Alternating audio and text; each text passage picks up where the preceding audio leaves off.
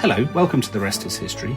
Today we're going to be talking about one of the big isms. You know, you'll often meet a socialist, an anarchist, even a communist.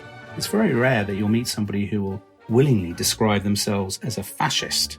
So what is fascism? What are its roots? Are all fascists Nazis? Are any fascists Democrats? And are all fascists uniquely evil? Welcome to The Rest is History, the podcast that roams down the dark alleys of political history and shines a torch on the sometimes disturbing ideas that you find in the corners. I'm Dominic Sandbrook, and with me is Chief Liberal Elite Investigator Tom Holland. Hello, Tom. How are you? Very well, thank you, Dominic. Thanks. So, Tom, we had the most colossal postbag on fascism, as you might expect. It's a subject that basically never fails to sell books or, let's hope, podcasts. So, what have we found? Share some of your questions that you've dug up. Well, looking through them, I think that large numbers of them are saying, actually, what is fascism? And there's a question from Kelvin that I think zooms in very well on perhaps what's the core issue. He asks, is there an actual historical definition of fascism? Or is it more of a I know it when I see it type of scenario? And then he adds, for instance, could retrospectively the Spartans of ancient Greece count?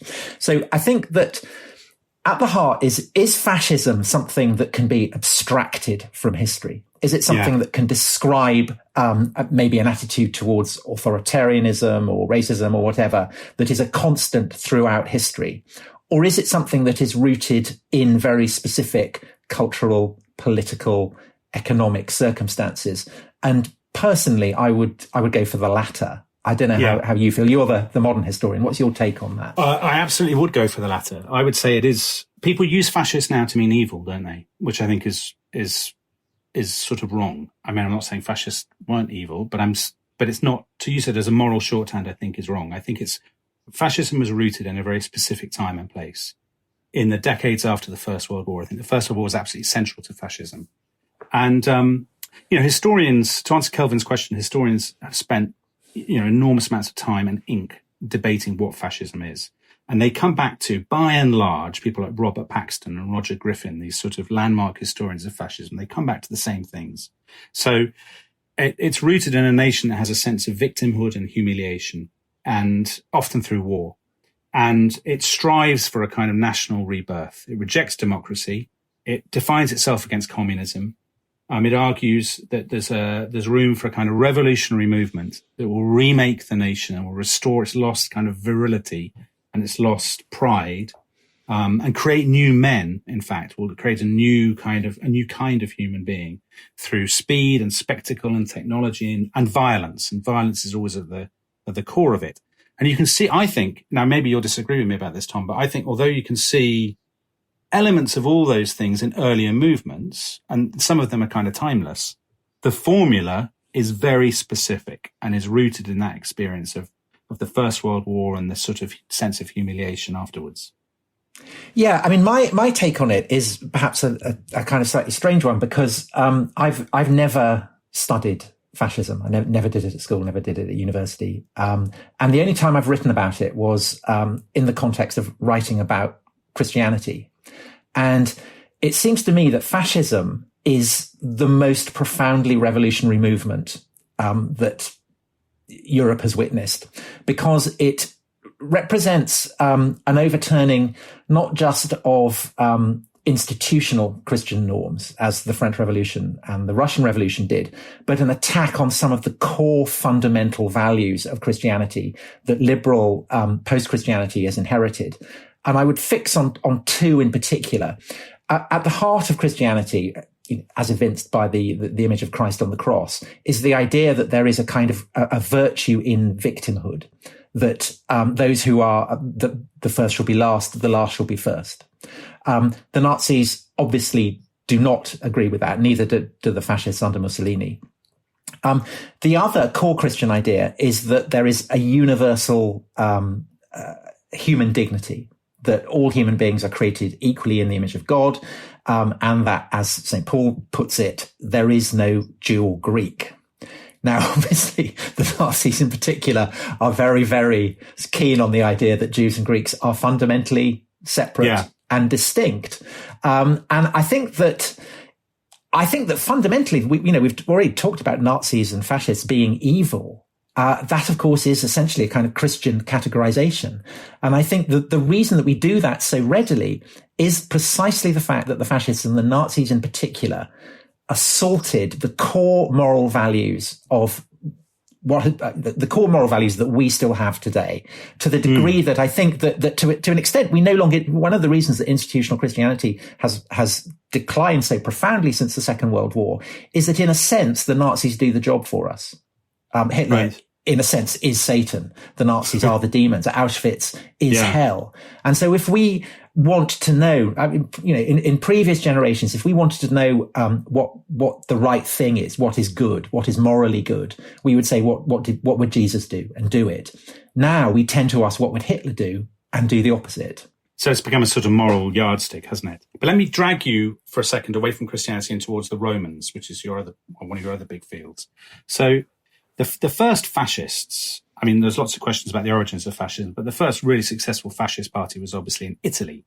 And it was in Italy under Mussolini that you had the invention of the term fascism and the fascist iconography. And they were looking back straight away to the Romans. And what is that? I mean, the fasces, I assume that's the right pronunciation. What's all that about? What are those things? So the idea of the fasces is that if you bump their rods, birching rods, and in the Roman Republic, they are emblems of a magistrate's right to beat those who oppose him.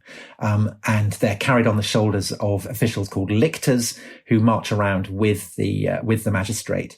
And the symbolism of the fasces is that, you can break one rod, but if they're bundled up, you can't.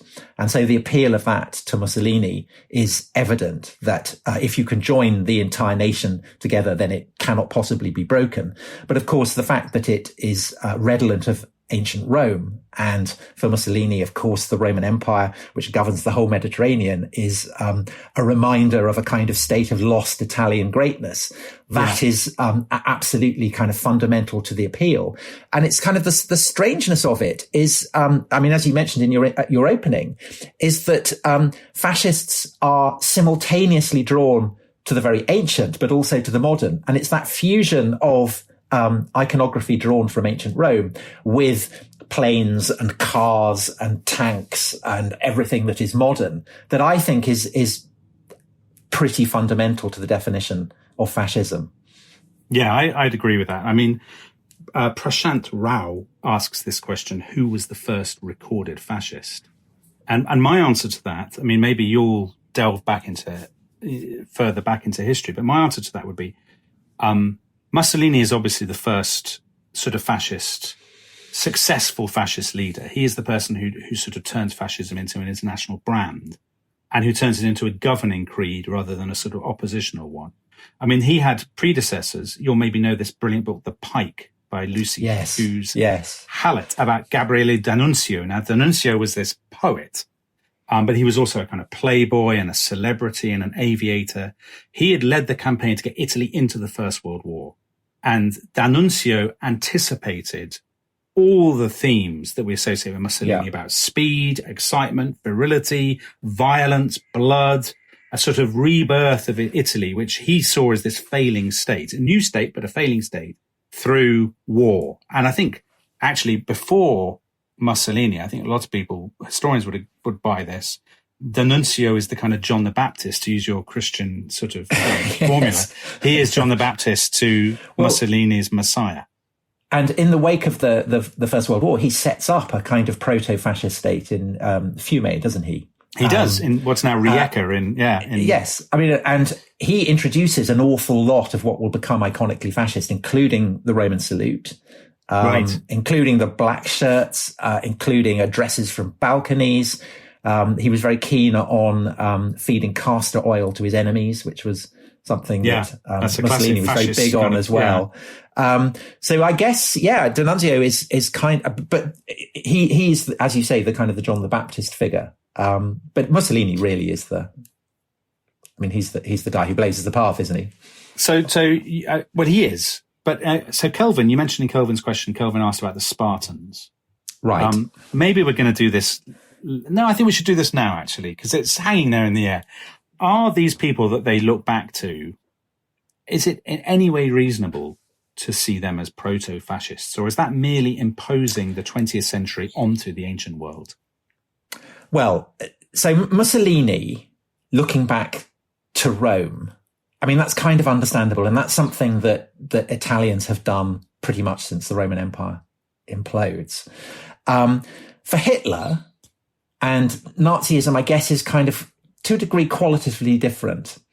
The perspective that he brings to ancient history, and I think ancient history is really important to Hitler as well as to Mussolini, but it's kind of, again, fused with something that is very, very distinctively modern. And for Hitler, that is a kind of garbled sense of Darwinism and an emphasis on the idea that there are different races, that these races are in competition, that ultimately you have to be strong to prevail.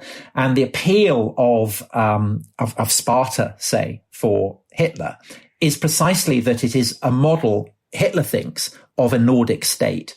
So Hitler's take on the Greeks and the Romans is that they are Nordic. The Spartans are blonde, are strapping.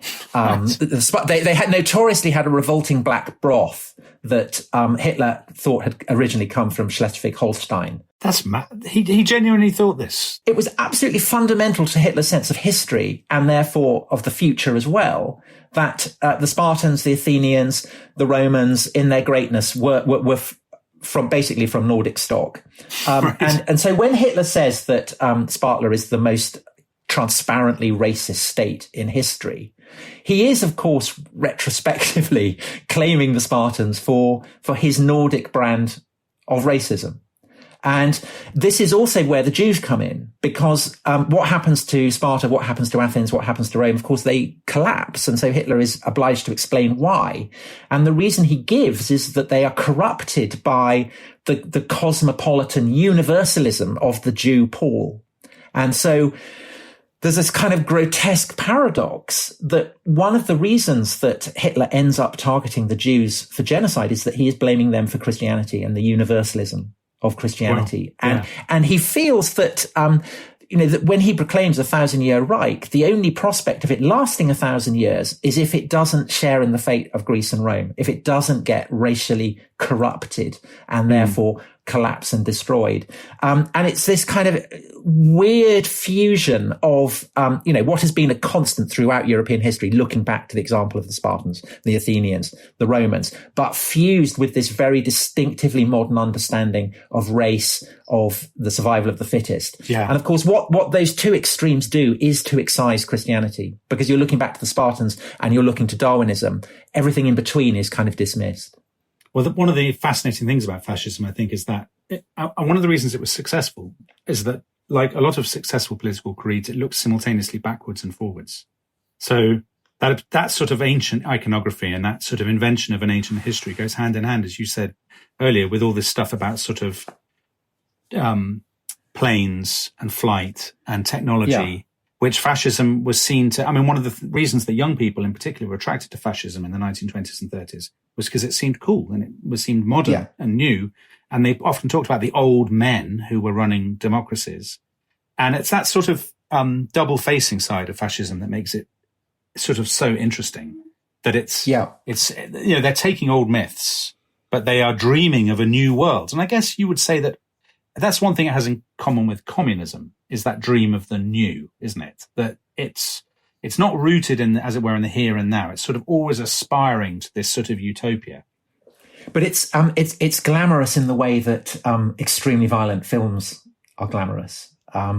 Brutality and war and violence are glamorous to people. I mean, there's the famous comment that Virginia Woolf made, who obviously is not someone you would associate with the glamour of violence. But in May 1940, when she's looking at the success of the German armies, and she says that they seem so young, they seem so vigorous, they seem so alive. Yeah. And we look plodding and old. And as you say, that sense that fascism, and I guess particularly Nazism, was kind of the future, was something that kind of hung like a shadow over defenders of liberal democracy in the 30s. Oh, in the 20s and 30s, you see that all the time. People lamenting and saying, is democracy... they don't know what we know. So they don't know that democracy will endure. A lot of people did think, and particularly before Mussolini started invading people, so in the 20s, Mussolini got a lot of praise from people on all sides of the political spectrum who said, he does a lot of public works. He's very manly fellow. Churchill visited Mussolini. Yeah, Churchill praised Mussolini. If he was Italian, he would have been a fascist. I think. Absolutely. That's sometimes used as a stick to beat Churchill with, that he got that wrong. But to be in Churchill's sort of slight defense, lots of people said things like that about fascism in the 1920s. When the new American administration that ends up winning the war, the Roosevelt administration, comes in 1932-33, they send people to Italy to go and look at how Italians are doing public works and building roads and all this kind of stuff. So look at how Italian fascism works, because they think it may have some ideas that they can use in the New Deal in America. Yeah. And since then, sort of people who hate the New Deal, so very, very right-wing Americans, say, it's really fascist and inspiration, which isn't true. But it's true that up to that point, fascism didn't quite, it was always still violent, of course, but didn't quite have that sort of uniquely sort of moral taint that it was to get after Hitler comes to power. But I guess what fascism does still have is a kind of allure and glamour, even if it's the glamour of evil. I think the fact that we've had so many questions on this topic suggests that part of the fascination, evil is kind of glamorous. And so we've got two questions that I think are not kind of flippant. I think they're actually really important. One from, I hope I'm pronouncing his or her name right, MacMathy, who asks, why were shirt colours such a big deal for mid-20th century fascists? And with another question from Christian, what's with the uniforms? And actually, the uniforms are really important, aren't they? Beginning with D'Annunzio and the black shirts. They're massively important. I think what you have to do with the uniforms is you have to see them in context. So in a world in which a lot of people are wearing uniforms, and this will sound to many people a sort of incredibly trite and silly thing to say, but this is a world in which, thousands and thousands of youngsters every year are joining the Boy Scouts and joining groups where you dress up in uniforms, in military type kind of costumes. So the Boy Scouts had sort of come, Edwardian. So round about the same time as people, the first sort of fascist sort of stirrings are getting underway. Then you have the First World War. So lots of people are in uniform. And then there are a lot of paramilitary movements at the end of the First World War. So you're living in a world in which a lot of people have been wearing uniforms and liked wearing them. It gave them a sense of belonging and a sense of identity. And it's part of Mussolini's sort of evil genius that he pushes the uniforms. And of course, Hitler does that later on. When the Nazi party starts, the party is structured in a military kind of way. And there are sort of ranks and different kinds of uniforms and all the rest of it. And that gives it it anchors it in that world in a way that people understand. And of course, as what's sort of hanging over this is that to a lot of people at the time, the uniforms look cool. They wanted to wear them. That's a terrible thing to say, but it's true. And even now, children, for example, have a fascination with the Nazis because they see them as they do with the forces of evil in Star Wars. They all have their ranks and they all have different helmets and they all have their different insignia. And that has a kind of weird hold over us, doesn't it?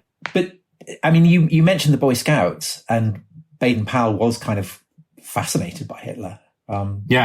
Pretty much up to the start of the war. But there is also this kind of modernism, poetry, the kind of figures that D'Annunzio represents. So that is also part of it. And D'Annunzio, who's a kind of famous dandy, he's not just a poet. He looks like a poet. He does kind of glamorous things in a kind of Byronic style. And so it's kind of telling, I think, that he is the guy who invents the black shirt, because he obviously has the aesthetic sense to know, I suppose, particularly in the Mediterranean sun, perhaps it has a kind of particular quality of menace and glamour that really makes it stand out. Just looks shabby when Oswald Mosley does it. You're right. And actually, Maya asked a question about that on Twitter. She said, can you discuss why so many modernist writers were attracted to fascism and fascism's general influence on the arts? And that's part of that's almost part of the same topic as the uniforms, because you're right, it's a poet who comes up with the uniforms. And, modernism, literary modernism or cultural modernism was all about excitement and style and breaking with the past and creating something new, and an intolerance of what they saw as the sort of the fusty old men who, with all their fudges and compromises. Wing collars and umbrellas. Right, exactly, that world. So if you've ever read the sort of, God knows who reads these things for pleasure, but the Italian futurist poets of the 1910s, their stuff is all about, smashing, destroying. Venice, isn't it? Destroy Venice. The sort of the beauty of the punch, all this kind of stuff that just seems now like the kind of thing a 17-year-old boy writes in his bedroom because he's never, he doesn't know how to talk to any girls and he's feeling very miserable. That sort of literary aesthetic explains, I think, why a lot of otherwise intelligent people, kind of Wyndham Lewis type people, poets and stuff, flirted with fascism because they thought it was cool, exciting, radical, new, as opposed to the sort of, as you say, the sort of tweedy, wing-collary sort of world of the Edwardians. And we must come to a break in a minute, but just to add to that, another crucial figure who's not a poet but a philosopher is Nietzsche. Mussolini is a great admirer of Nietzsche. Nietzsche essentially proclaims, he basically is the philosopher who dismisses Christianity as sapping, enervating, get rid of it. And he says that with the death of God, a new order will emerge in which the blonde beast is released. It will be a time of great convulsions. And Mussolini absolutely picks up on this. Mussolini is writing about Nietzsche before the First World War. And although Nietzsche was kind of very, very hostile to German nationalism, really hostile, became a kind of stateless person. Even so, you can see in Hitler's perspective on history, his attitudes to classical antiquity, to Christianity, to Judaism, that there is a kind of garbled understanding of Nietzsche there. So I think that also is part of this kind of fascist mix. Yeah. But I think on that note, we must go for a break. So much to talk about. We will continue. I'm going to go and iron my black shirt and speak to you in a second.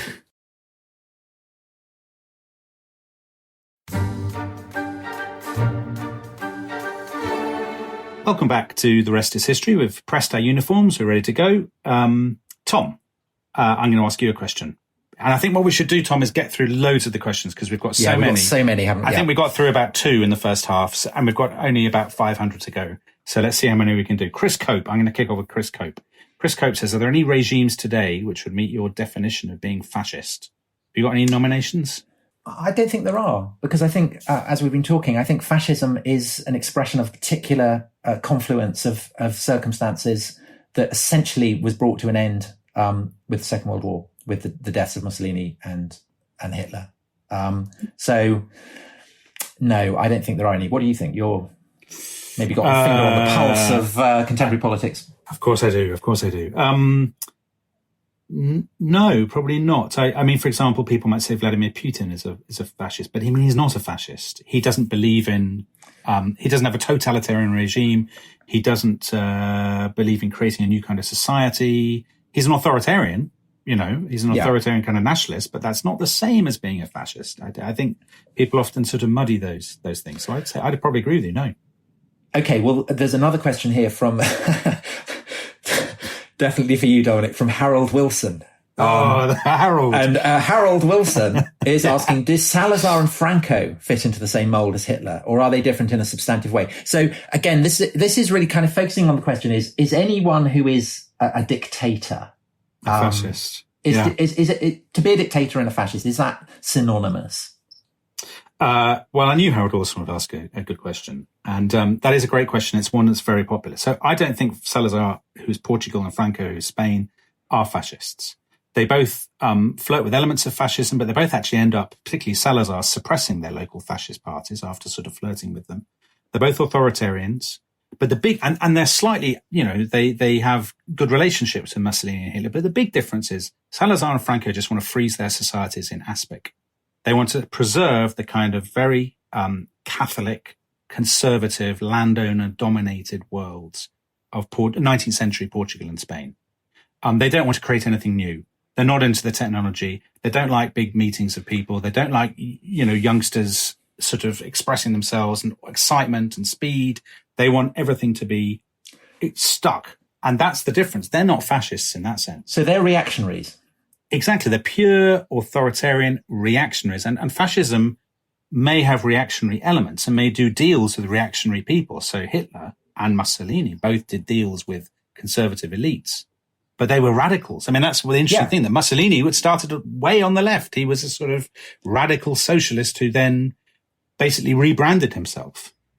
But that's the great theme of the John Lukács book on the duel about Hitler and Churchill. That Churchill is a reactionary. Churchill is a kind of embodiment of an order that seems antiquated compared to Hitler, who is absolutely seems, in the summer of 1940 to be the embodiment of the future. And I really do think that Hitler is the most revolutionary figure in European history. I think he pushes, he tramples down more that Europeans over the course of the past 1,000 years have taken for granted than any other figure in European history. Whereas, as you say, Franco is, he makes the Virgin Mary a kind of an official in his regime, doesn't he? That's the interesting thing about Salazar. If you look at Salazar and Franco, Salazar was an economics professor, very highly respected economics professor in Portugal. Franco was a general in the Spanish army. So they're both, by their own lights, successful people. Mussolini, as well Churchill was, of course, descended from an aristocratic family, very successful politician. So they've got a stake in the system. Mussolini and Hitler were both outsiders. Hitler was a complete and utter nobody and a failure. So of course he wants to smash everything and revolutionize everything, because to him, the old world is associated with failure and misery and loneliness and all these kinds of things. And that's why his regime has an appeal to people who share that view. And their genius of both Mussolini and Hitler is to win all those people who are kind of losers, if you like, but also to win over and to do deals with the people who already have a stake, the landowners and stuff. Can I follow that up with a question from Johnny DeLay, which I do not feel qualified to answer, but you, I'm sure, do. And he asks, was fascism a revolution of the middle class? I think there's probably a lot of truth in that. So fascism often appealed to people who are kind of lower middle class or very upper working class. They're sort of respectable type people. And it's basically an antidote to communism. So that's something we haven't really talked about, Tom, is how much fascism is created as a kind of mirror image of communism. No communism, I think, no fascism. So people are drawn, the societies in which people are drawn to fascism tend to be ones where people are very, very worried about a red revolution. And that's obviously one reason why it starts in the 20s after the Russian Revolution. But also, both emerge from a climate of violence in which it's taken for granted that that opportunities for settling differences through democratic means, through liberal means, are simply not there. And so, if if you're a communist beating up a fascist, and if you're a fascist beating up a communist, in a sense, you have a kind of mutual relationship there, because both of you are serving to rot the foundations of the liberal order that otherwise would regard both of you as the enemy. So there is a kind of absolutely. I think that's absolutely right. You're both playing the same game, aren't you? You want to smash the system, and you hate all the sort of the liberal politicians who are compromising and making coalitions and all this sort of stuff. And actually, Hitler comes to power in part, I think, because the depression drives more and more people towards the extremes. So they think, well, the middle ground has failed. I have to choose one of these two alternatives, and there are more people who will choose Nazism than there are communism. Right. Okay. So let's follow up that with a question from Michael Rush, who asks, why do we see fascism as the worst political movement in history, but communism is always seen as a noble cause, even though it has killed 100 million? Is it because we think in Western thoughts, and as communism didn't take over the West like it did Eastern Europe, it's better?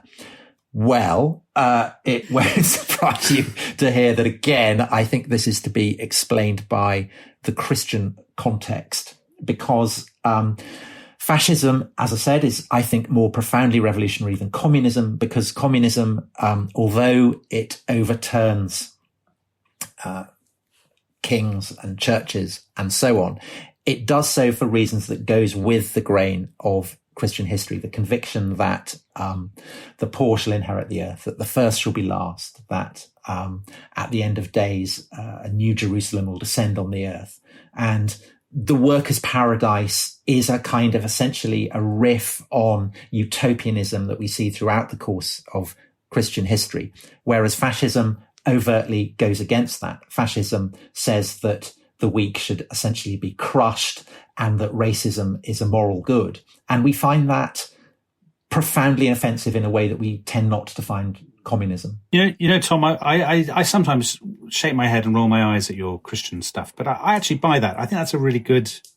I hope they cut this out, but I actually think that's a very good argument because it's obvious that sort of well-meaning kind of, for want to use a sort of Daily Mailish word, bien-pensant people sort of wince at anti-communism, don't they? They think, oh, well, communism wasn't so bad. They built nice nursery schools, or, you know, there's a sort of... Yes.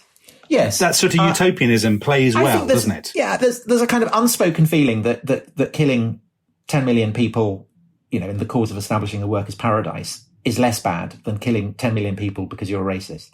Yeah, I think that's absolutely that is fundamentally the idea. I think also that the idea is pretty strong that punching a Nazi in the face is better than a Nazi punching an anti-fascist protester in the face.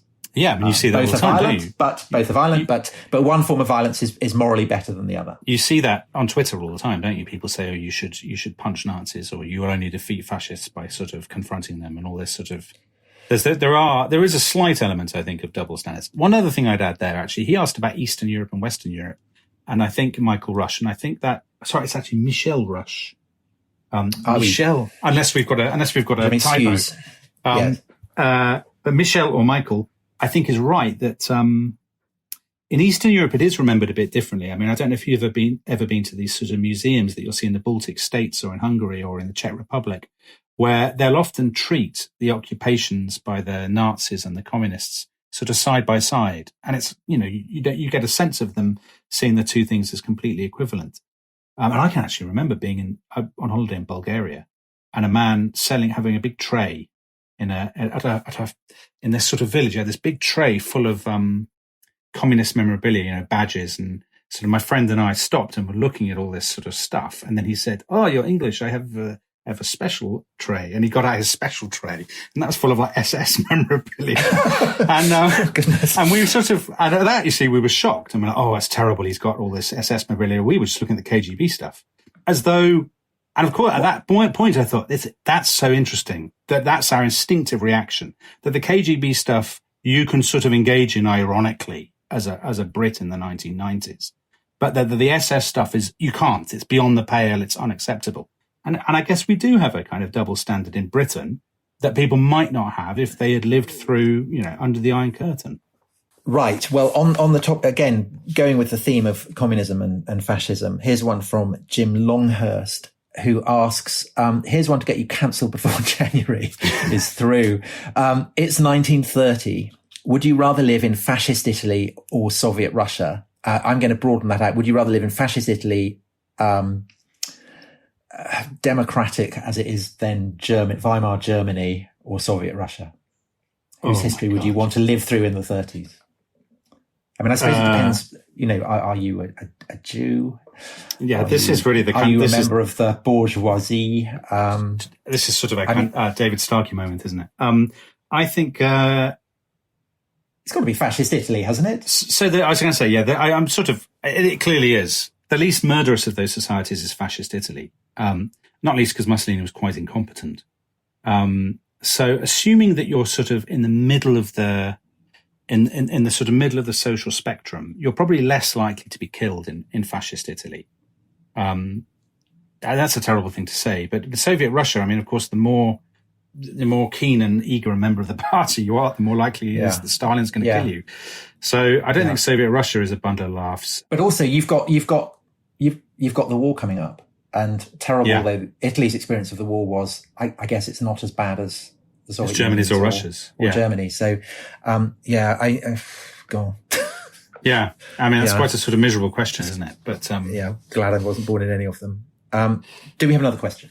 Yeah, let's. So Peter Harpley, I'm just looking down the same page actually, but Peter Harpley's got a good question about Napoleon.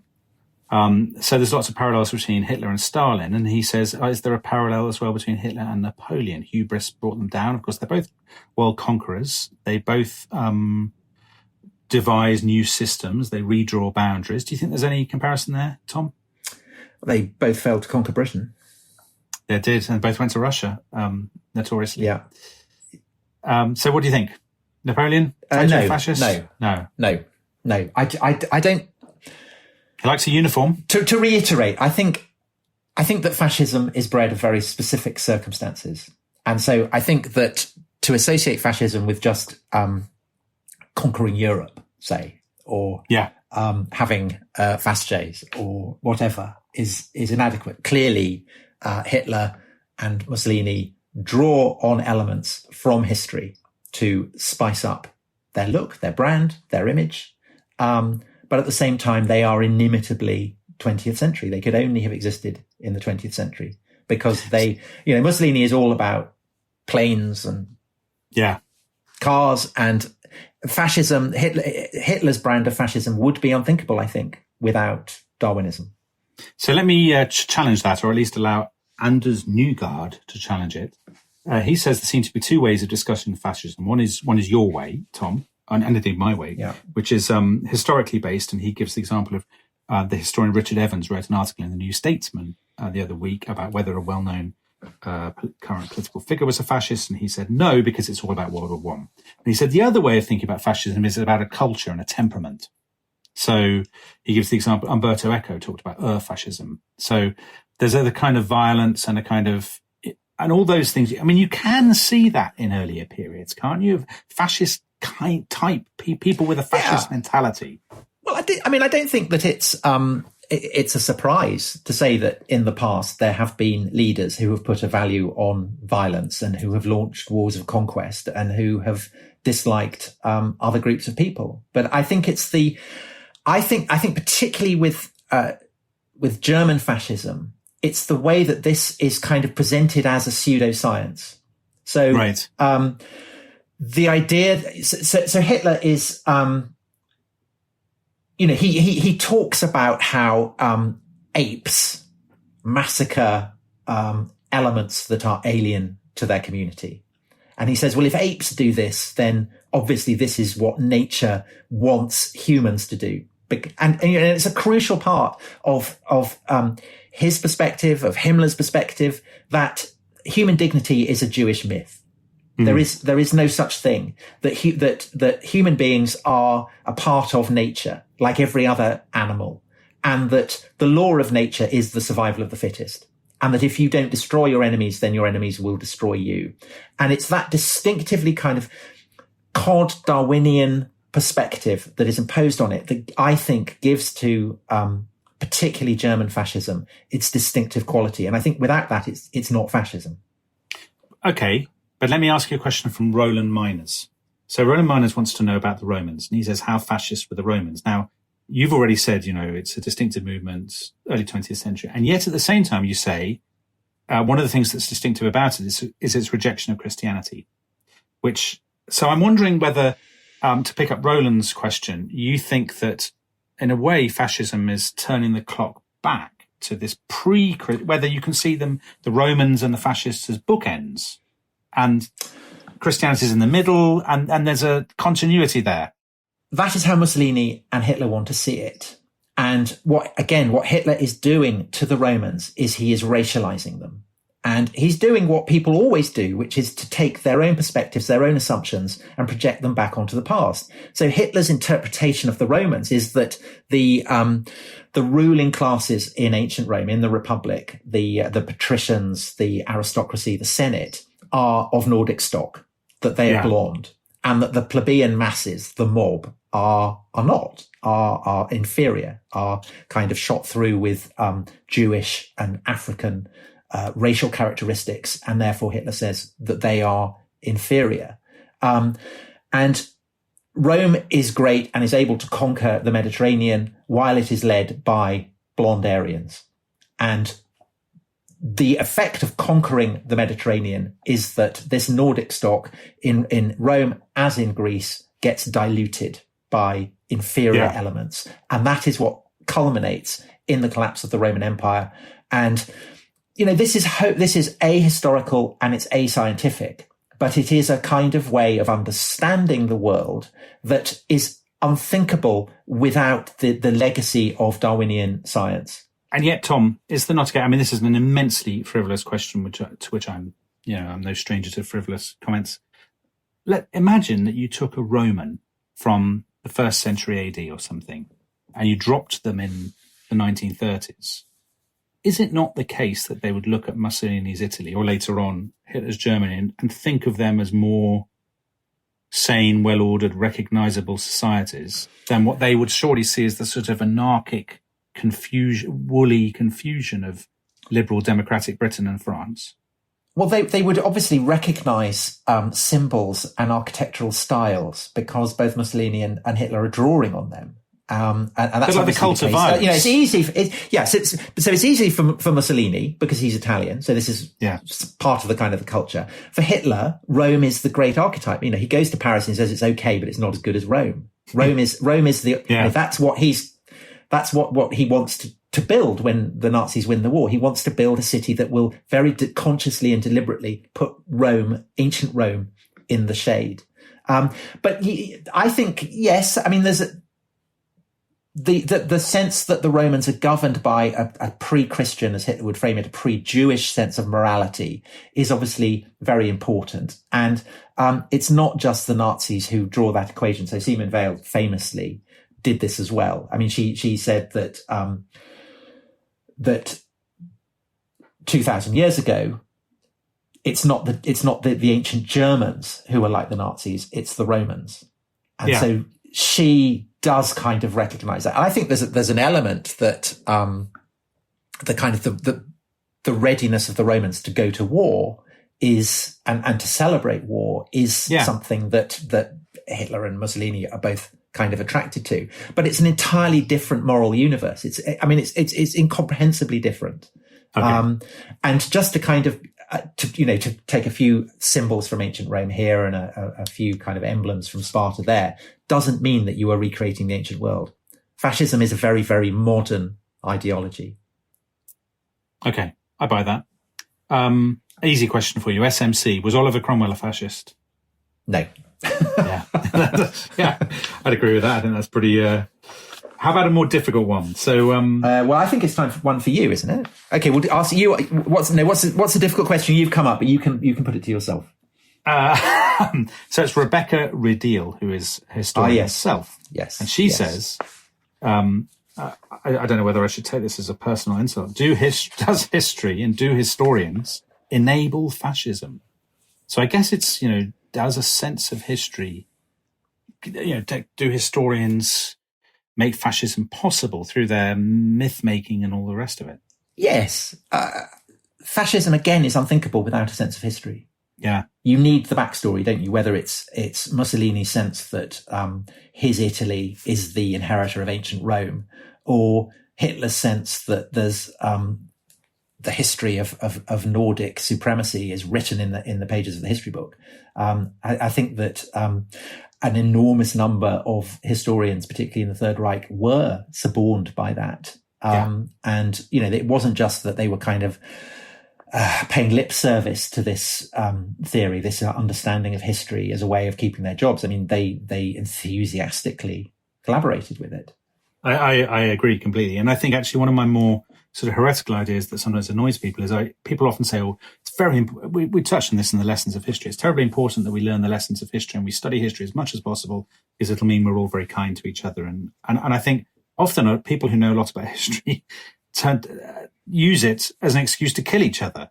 Sometimes the more you remember the past, the more the past becomes a prison and a sort of justification for violence. I mean, we can see everywhere in the world societies where people remember history too much, in a sense, and they use it as they're imprisoned by it, and history becomes the sort of justification for slaughter. Absolutely, and I think the sense that history is a nightmare from which we're struggling to wake up is the counterpoint to the idea that history sheds a light and enables us to understand the present and the future better. I think that we have we've covered enough there. Well, not least because we've talked our listeners away from the podcast by telling them that if they listen too much, they're butchering their neighbours. I want to end on a triumphant note, because there was one tweet from Dr. Esther O'Reilly who said, "I dare you to do the whole episode without mentioning Trump." Damn, we just mentioned him. I thought we'd done it. Damn. Well, that probably serves us right. If we're going to throw around words like fascism, we're bound to get an enormous postbag, and we're bound to get caught out by our answers to the questions. Anyway, thank you so much for all your tweets. I'm sorry we couldn't get through them all. Now, this Thursday, we have a very exciting podcast. It's all about the North-South divide in Britain, tea or dinner, bath or bath. And we have a brilliant guest, Dan Jackson, who wrote The Definitive History of Northumbria. So don't miss that. It's fascinating and it is fun in a way that fascism will never be. So bye for now. Goodbye.